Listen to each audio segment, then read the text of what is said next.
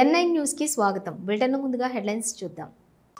Registration మరియు స్టాంపుల శాఖ integrated sub register కార్యాలయాలకు శంకుస్థాపన. పాల్గొన్న ముఖ్యమంత్రి రేవంత్ రెడ్డి మరియు ఇతర మంత్రులు.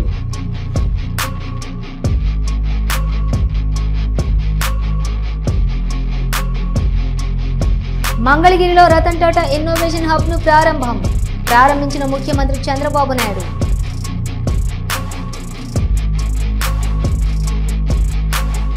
మాజీ ప్రధానమంత్రి భారతరత్న రాజీవ్ గాంధీ జయంతి నివాళులు అర్పించిన ముఖ్యమంత్రి రేవంత్ రెడ్డి మరియు మంత్రులు.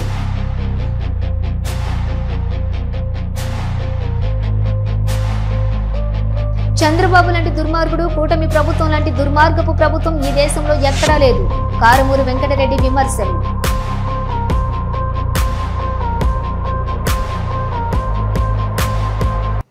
రిజిస్ట్రేషన్ మరియు స్టాంపుల శాఖ ఇంటిగ్రేటెడ్ సబ్ రిజిస్టర్ కార్యాలయాలకు శంకుస్థాపన చేశారు ముఖ్యమంత్రి రేవంత్ రెడ్డి.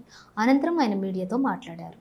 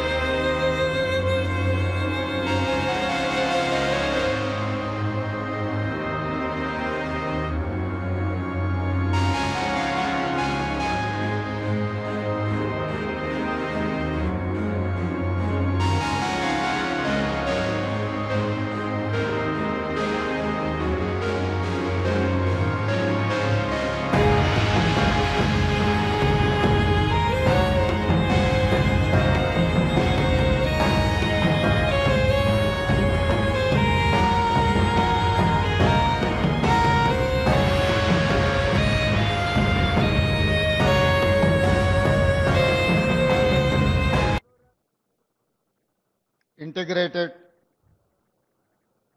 సబ్ రిజిస్ట్రార్ కార్యాలయ ప్రారంభోత్సవ కార్యక్రమానికి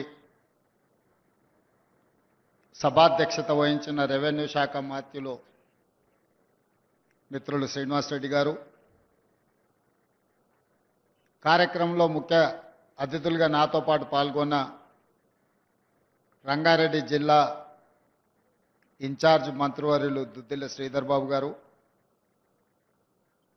రంగారెడ్డి జిల్లా కలెక్టర్ గారు, స్టాంప్స్ అండ్ రిజిస్ట్రేషన్ శాఖకు సంబంధించిన అధికారులు, పోలీస్ డిపార్ట్మెంట్ సంబంధించిన అధికారులు, శేర్లింగంపల్లి నియోజకవర్గ ప్రాంతానికి సంబంధించిన కార్పొరేటర్లు, ఈరోజు ఈ భవన నిర్మాణానికి కార్పొరేట్ సోషల్ రెస్పాన్సిబిలిటీ నిధుల ద్వారా 30 కోట్ల రూపాయలు వెచ్చించి ఈ ప్రభుత్వ భవనాన్ని నిర్మించడానికి ముందు చేసిన అపర్ణ కన్స్ట్రక్షన్స్కు సంబంధించి ఉదయ్ రెడ్డి గారు, ఈ ప్రాంతానికి సంబంధించిన ప్రజలందరూ ఈ కార్యక్రమంలో పాల్గొని, అదేవిధంగా శాసనమండలి చీఫ్ విప్ పట్నం మహేందర్ రెడ్డి గారు, ఇతర ప్రజాప్రతినిధులు, శేర్లింగంపల్లి నియోజకవర్గానికి సంబంధించిన ప్రియ మిత్రులందరినీ మనస్ఫూర్తిగా అభినందిస్తున్న ఈ కార్యక్రమంలో రెండుసార్లు ఎమ్మెల్యేగా ఒకసారి మంత్రిగా చేసిన నన్ను ఈ కూటమి ప్రభుత్వం ఇబ్బందులు పెట్టాలని నాపై విచిత్రమైన కేసులు పెట్టి 84 రోజుల తర్వాత జైలు నుండి విడుదలైన ఆయన కూటమి ప్రభుత్వంలో వైసీపీ నాయకులను ఎన్ని ఇబ్బందులకు గురి చేసినా మేమందరం వైఎస్ జగన్ వెంటే ఉంటామని స్పష్టం చేశారు. నాకున్నటువంటి ఆస్తి ఈ జిల్లా ప్రజలు, ప్రత్యేకించి సర్వేపల్లి నియోజకవర్గానికి సంబంధించినటువంటి వన్నె తరగనటువంటి వాళ్ల ప్రేమాభిమానాలు. ఈరోజు ఈ కేసును గురించి ఎక్కడా మాట్లాడకూడదు అనేటువంటిది హైకోర్టు విధించినటువంటి నిబంధన, షరతు. కాబట్టి ఆ షరతులకు లోబడి ఈరోజు ఈ హైకోర్టు మంజూరు చేసినటువంటి బెయిల్ విషయంలో నేను ఏది కూడా వ్యాఖ్యానించదలుచుకోలేదు. అయితే బహుశా నెల్లూరు జిల్లాకు సంబంధించి 2 సార్లు శాసనసభ్యుడిగా, ఒకసారి జిల్లా పరిషత్ చైర్మన్ గా, ఒకసారి మంత్రిగా పనిచేసినటువంటి వ్యక్తిని ఇన్ని రోజులు జైల్లో పెట్టడం అనేటువంటిది ఇది ప్రథమంగా జరిగింది. అంటే ఎక్కడ లేనటువంటి సాంప్రదాయాలని ఈరోజు కూటమి ప్రభుత్వం పరిచయం చేస్తుంది. అయితే ఈరోజు ఒక్కసారి ఆలోచన చేస్తే ఎంత బాధాకరమైనటువంటి విషయం అంటే నాకు నవ్వాలనో ఏడవాలనో తెలియనటువంటి దుస్థితి. 6 కేసులు నా మీద సోషల్ మీడియాలో పెట్టారు. నేను అధికారంలో ఉన్నప్పుడు, మంత్రిగా ఉన్నప్పుడు నా మీద చేసినటువంటి విమర్శల మీద ఒక్కసారి కూడా నేను సోషల్ మీడియాలో కేసు పెట్టించినటువంటి దాఖలాలు లేవు. 6 కేసులు పెట్టారు. ఆ తర్వాత మరలా ఈరోజు హైకోర్టు మంజూరు చేసినటువంటి ఈ కేసు పెట్టారు. దాని మీద 7 పీటీ వారెంట్లు వేశారు. 7 పీటీ వారెంట్లు ఎంత నవ్వొచ్చాయంటే ఎప్పుడో ఎన్నికల కమిషన్ టైంలో జరిగినటువంటి లిక్కర్ కేసు. ఆ రోజు మా ప్రభుత్వం అధికారంలో లేదు. ఆ కేసు రిజిస్టర్ అయింది. కూటమి ప్రభుత్వం అధికారంలోకి వచ్చింది. ఆ రోజు కూటమి ప్రభుత్వంలో పనిచేసేటువంటి అధికారులే దాని మీద విచారణ జరిపి ఛార్జ్షీట్ ఫైల్ చేయడం జరిగింది. 1 సంవత్సరం తర్వాత మరలా ఛార్జ్షీట్ రీఓపెన్ చేయాలి, ఎంక్వైరీ చేయాలని చెప్పి ఓపెన్ చేసి ఎవరో ఒక వ్యక్తి, ఎంత హాస్యాస్పదం అంటే, నేను ఎన్నికల్లో వెళ్లినప్పుడు ప్రచారంలో మీ అందరికీ లిక్కర్ పంచుతాను, ఓట్లు వేయండి అని చెప్పానంట. దాని మీద ఒక వ్యక్తి మమ్మల్ని ప్రశ్నించాడంట, సార్ ఓట్లు అడగడం ధర్మమా, లెక్కరిస్తామని. దాని మీద మేము దాడి చేసామంటే ఎక్కడ. మాజీ ప్రధానమంత్రి భారతరత్న రాజీవ్ గాంధీ జయంతి సందర్భంగా ముఖ్యమంత్రి రేవంత్ రెడ్డి ఆ మహనీయునికి ఘనంగా నివాళులర్పించారు. రాజీవ్ గాంధీ సేవలను స్మరిస్తూ జరుపుకునే సద్భావన దివాస సందర్భంగా దేశవ్యాప్తంగా శాంతి, సామరస్యం, సమానత్వం, ఐక్యతా సందేశాన్ని చాటుదామని ముఖ్యమంత్రి రేవంత్ రెడ్డి పిలుపునిచ్చారు.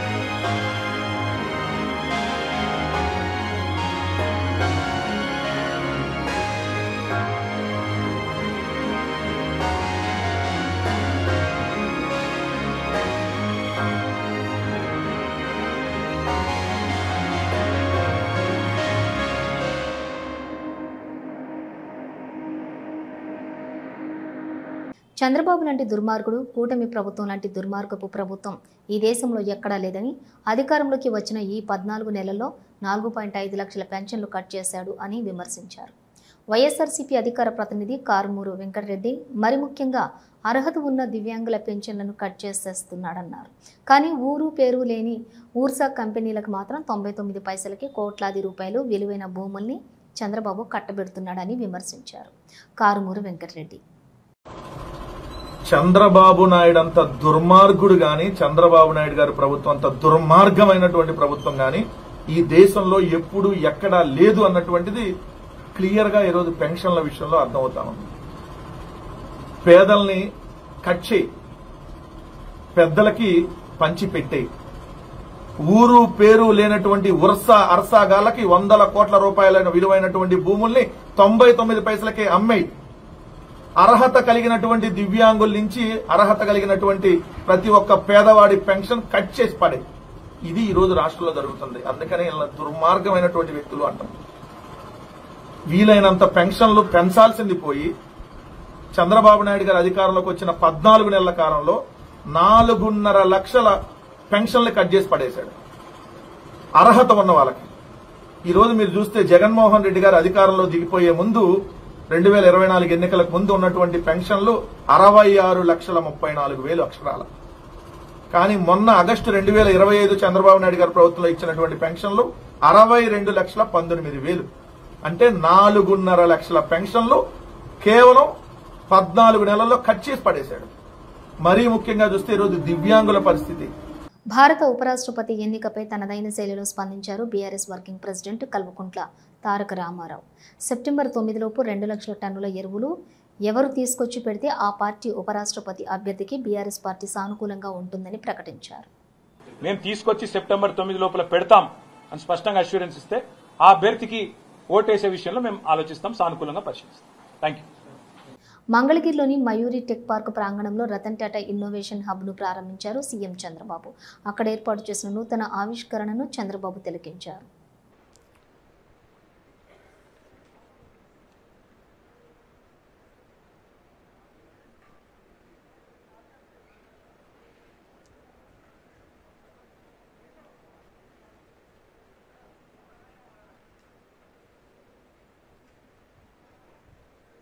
వేద పండితుల మంత్రోచ్చారణ నడుమ రతన్ టాటా ఇన్నోవేషన్ హబ్ని ఇనాగరేట్ చేస్తున్నారు. ఈనాటి కార్యక్రమ ముఖ్య అతిథి గౌరవనీయులైన ఆంధ్రప్రదేశ్ రాష్ట్ర ముఖ్యమంత్రి వర్యులు శ్రీ నారా చంద్రబాబు నాయుడు గారు. At its very heart, the innovation stands on 3 guiding pillars: inspiration, incubation, and impact. When it comes to the inspiration, to ignite curiosity and imagination among youth, transforming raw ideas into concrete innovations. Honorable Chief Minister Sir is inaugurating the Ratan Tata Innovation Hub, Mangalagiri.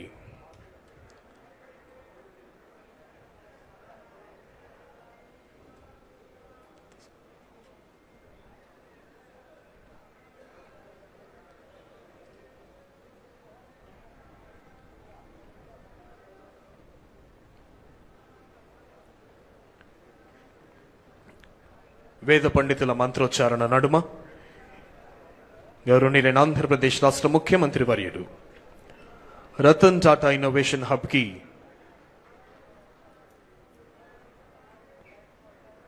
యొక్క inauguration కి శ్రీకారం చుట్టి ribbon cutting and plague unveiling చేశారు గౌరవనీయులైన ఆంధ్రప్రదేశ్ రాష్ట్ర ముఖ్యమంత్రి వర్యులు శ్రీ నారా చంద్రబాబు నాయుడు గారు.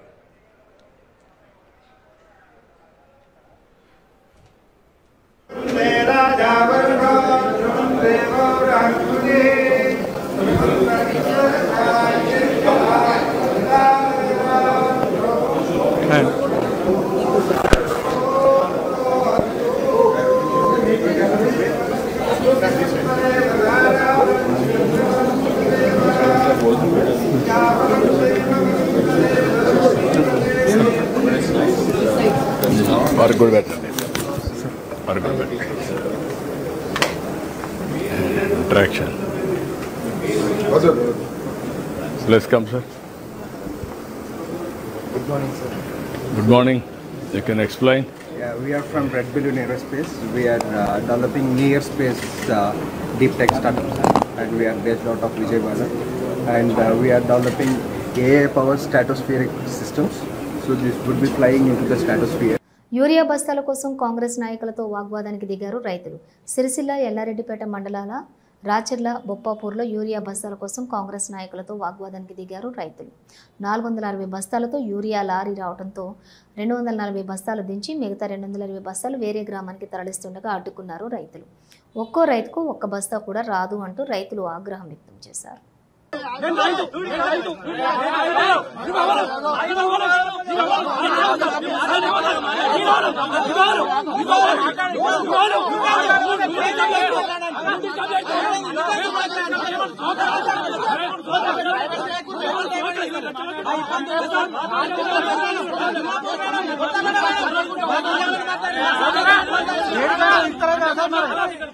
దివ్యాంగులకు ఇచ్చిన మాట నిలబెట్టుకున్న పామర్రు ఎమ్మెల్యే వర్ల కుమార్ రాజా.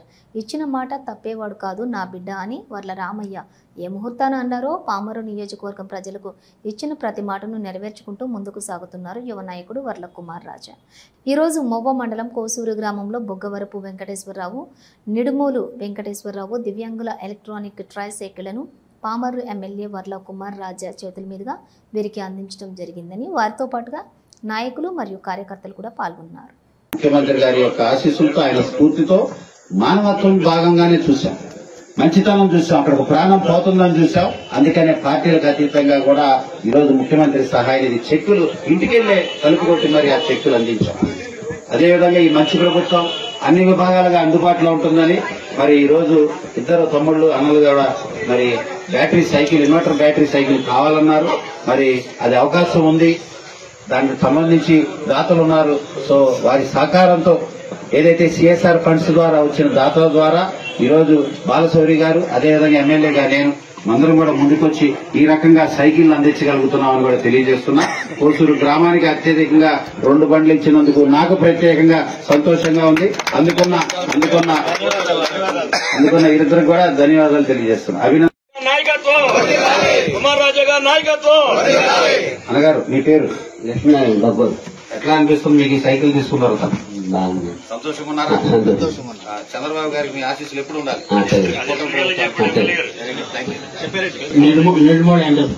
వెంకటేశ్వర గారు ఇప్పుడు జాగ్రత్త వాడుకుంటారా? Battery cycle, electrical battery cycle గతంలో లాగా చేతి పెట్టి తిప్పేది లేదు. ఇంకా చక్కగా మీరు బ్యాటరీ ఆన్ చేసుకోవటం, ఇంటి దగ్గర ఛార్జింగ్ పెట్టుకోవటం, అంతే. బాగా సంతోషంగా ఉన్నావా? మీ ఆశీస్సులు ఈ కుటుంబ ప్రభుత్వం ఎప్పుడు ఉండాలి. థ్యాంక్ యూ, ధన్యవాదాలు. చీటింగ్ కేసుల్లో అరెస్ట్ అయి తెలుగు రాష్ట్రాల్లో సంచలనం సృష్టించిన అఘోరీ సంగతి తెలిసిందే. మంగళవారం చెంచల్గూడ జైలు నుంచి బెయిల్పై బయటకు వచ్చారు. అఘోరీపై 4 చీటింగ్ కేసులు నమోదు కావడంతో పోలీసులు అరెస్ట్ చేశారు. దీంతో 3 నెలలుగా జైల్లో ఉన్నారు. ఇటీవల బెయిల్ లభించిన సంబంధిత పత్రాలు అందడంతో జైలు నుంచి విడుదల ఆలస్యమైంది. ఇక బెయిల్పై బయటకు వచ్చాక తాను కాశీకి వెళ్తున్నట్టుగా అఘోరీ వెల్లడించారు.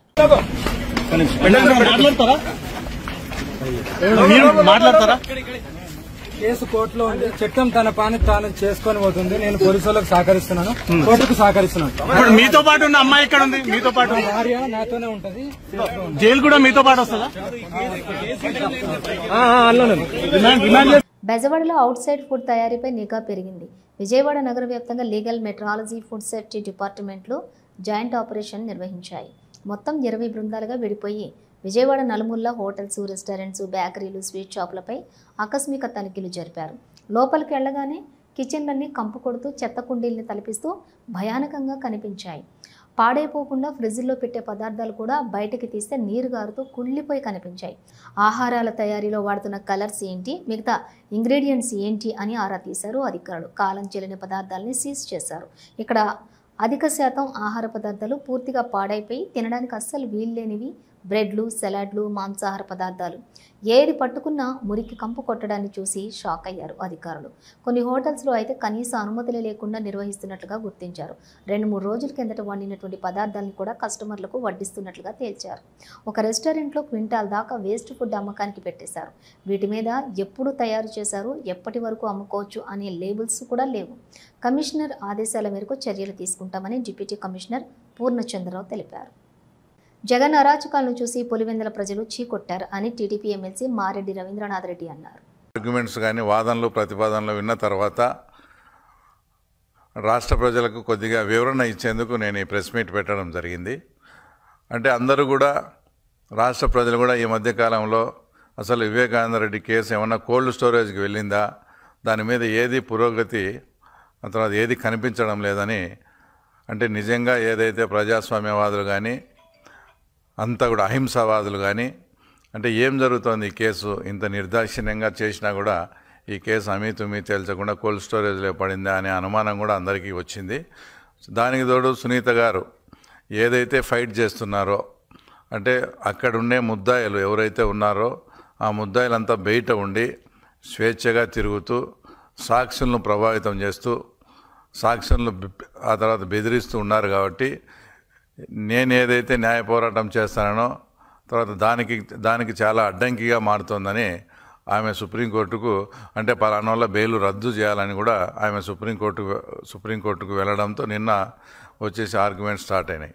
రిజిస్ట్రేషన్ మరియు స్టాంపుల శాఖ ఇంటిగ్రేటెడ్ సబ్ రిజిస్ట్రార్ కార్యాలయాలకు శంకుస్థాపన కార్యక్రమానికి మంత్రి దుద్దిళ్ల శ్రీధర్ హాజరయ్యారు. అనంతరం ఆయన మీడియాతో మాట్లాడారు. అదిగో జ్యోతి వెలిగిస్తున్నారు ఆనరబుల్ సీఎం గారు, రెవెన్యూ శాఖ మంత్రులు పొంగులేటి శ్రీనివాస్ రెడ్డి గారు, ఐటీ మినిస్టర్ శ్రీధర్బాబు గారు, మండలి చీఫ్ విప్ పట్నం మహేందర్ రెడ్డి గారు, నగర మేయర్ విజయలక్ష్మి మేడం గారు, ఇంకా మన చీఫ్ సెక్రటరీ గారు, ఇతర పెద్దలందరూ. శంకుస్థాపన జరిగిన తర్వాత ఫలకం ఆవిష్కరణ జరుగుతుంది. మనమంతా చప్పట్లు కొట్టి ఈ శుభ సందర్భాన్ని మీరు అభినందించాలి, దీవించాలి, ఆనందాన్ని వ్యక్తం చేయాలని కోరుతుంది వేదిక.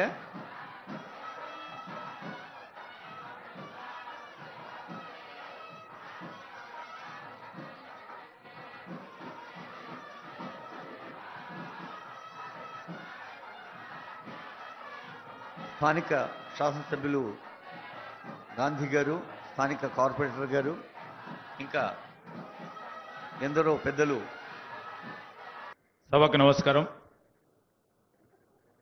సభాధ్యక్షులు, సహచర గౌరవ మంత్రివర్గ పెద్దలు, రెవెన్యూ మరియు హౌసింగ్ శాఖ మంత్రివర్యులు పొంగులేటి శ్రీనివాసరెడ్డి గారికి, ఈనాటి సమలీకృత సబ్ రిజిస్ట్రార్ కార్యాలయాలకి శంకుస్థాపనకు ఇచ్చేసిన గౌరవ ముఖ్యమంత్రి గారు రేవంత్ రెడ్డి గారికి, శాసన మండలి ప్రభుత్వ చీఫ్ విప్ మహేందర్ రెడ్డి గారు, జిల్లా కలెక్టర్ గారు, కమిషనర్ గారు, మరి కార్యాలయానికి సంబంధించి వారి వంతు పాత్ర వహిస్తూ ముందుకు ఈ కార్యాలయాన్ని కట్టడం చేపట్టిన మరి ఉదయ్ గారికి, వేదికపై కూర్చున్న అధికారులకి, అనధికారులకి, కార్పొరేటర్ సోదరులకి, మిత్రులందరికీ నమస్కారం.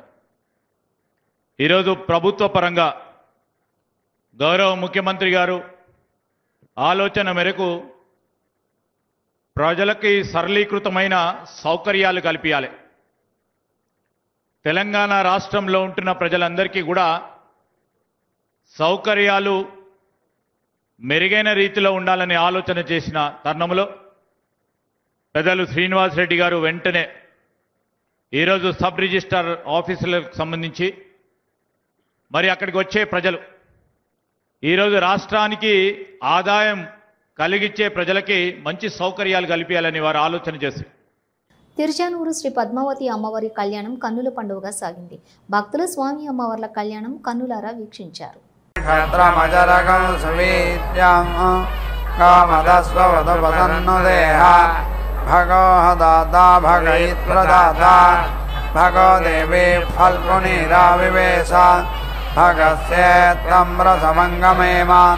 यत्र देवैः सधमादं मदेम आयातु देवस्य वितोपयातो हिरण्येन दुर्गारथेन पानहस्तकं सुभगं विद्वनावसम् अयच्छन्तं बपरिं पुण्यमच्छा हस्तप्रयच्छत्वमसंवसीयः दक्षिणेन प्रतिगृह्णीमयेन तातारमद्य सविता विधेया यो न हस्ताय प्रसवाति यज्ञम् नक्षत्रमभ्येति चित्रां सुभगं संयुवतिकं रोचमानान् निवेशयन्नमर्तान् मर्त्यागश्च रोचनो रोचमानः शोभमान कल्याणः